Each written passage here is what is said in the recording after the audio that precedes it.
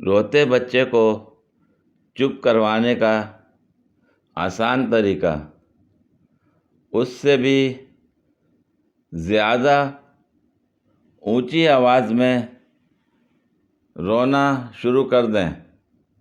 कसम से बच्चा चुप करके हैरान होकर आपका मुंह देखने लगेगा। ये बड़ी अच्छी बात कही आप। ए चुप है।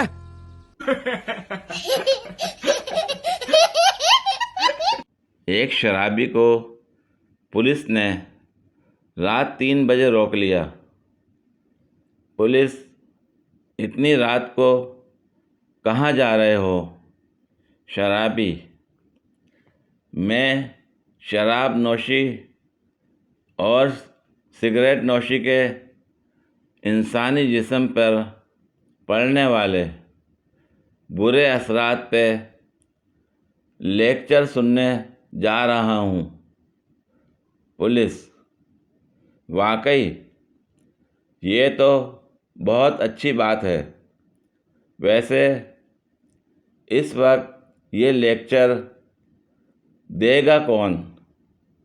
शराबी, मेरी बीवी जनाब। बहुत तेज हो रहा है। ए चुप है।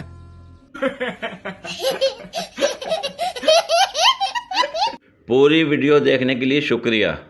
अगर वीडियो पसंद आई हो तो लाइक और शेयर करें, कमेंट में अपनी राय का इज़हार करें। मज़ीद वीडियोस के लिए मेरे चैनल को सब्सक्राइब करें। शुक्रिया।